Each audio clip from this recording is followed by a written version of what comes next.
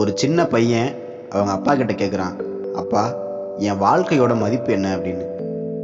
அப்பா எதுவும் பதில் சொல்லாமல் தன்னோட அலமாரியிலேருந்து ஒரு கல் எடுத்து அவன் கையில் கொடுத்து, நேராக சந்தைக்கு போ, இந்த கல்லை வச்சுக்கிட்டு நில்லு, இந்த கல்லோட விலை என்னன்னு யாராவது கேட்டாங்கன்னா எதுவும் பதில் சொல்லாத 2 விரலை மட்டும் காமி அப்படின்னு சொல்கிறாரு.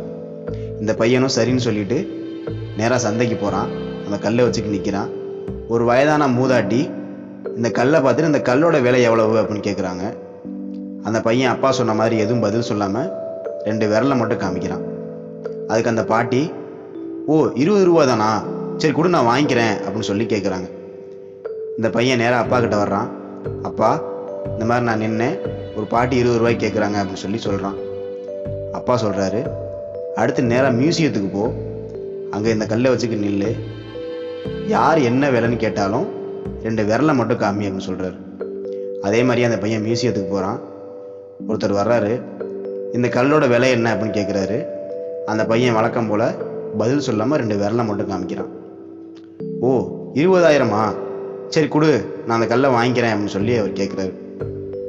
இந்த பையன் திரும்ப அப்பா கிட்ட ஓடி வர்றான். அப்பா 20,000 ரூபாய்க்கு ஒருத்தர் கேட்குறாரு அப்படின்னு சொல்லி சொல்கிறான். இப்போ அப்பா சொல்கிறாரு, நேராக அற்புத கற்கள் விற்கிற இடத்துக்கு போ, அங்கே இந்த கல்லை வச்சுக்கு நில்லு அப்படின்னு சொல்கிறாரு. இந்த பையனும் ஏன் எதுக்குன்னு கேட்காம நேராக அங்கே போகிறான். இந்த கல்லை வச்சுக்கு நிற்கிறான். ஒரு வயதான முதியவர் இந்த கல்லை பார்த்தவொடனே ஆச்சரியப்பட்டு, அடடா இந்த கல் ஓங்கிட்டே இருக்கு, என்னோடய வாழ்நாள் முழுக்க இந்த கல்லை தான் நான் தேடிக்கிட்டு இருக்கேன் அப்படின்னு சொல்லி ஆச்சரியமாக கேட்குறாரு.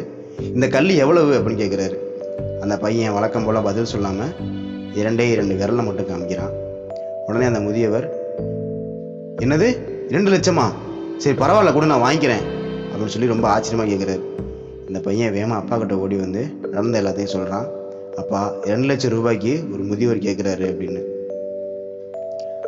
அதுக்கு அப்பா சொல்கிறாரு, மகனே இதுதான் உன் வாழ்க்கையோட மதிப்பு. உன்னுடைய மதிப்பு என்னவா இருந்தாலும் நீ எங்கே இருக்க அப்படிங்கிறத பொறுத்து தான் உன் வாழ்க்கையோட மதிப்பு இருக்கும். இந்த கல்லோட மதிப்பு எங்கேயும் மாறலை, ஆனால் இருக்கிற இடத்துக்கு ஏற்ற மாதிரியும் சுற்றி இருக்கிற ஆட்களுக்கு ஏற்ற மாதிரியும் இந்த கல்லோட மதிப்பு மாறிக்கிட்டே இருந்துச்சு.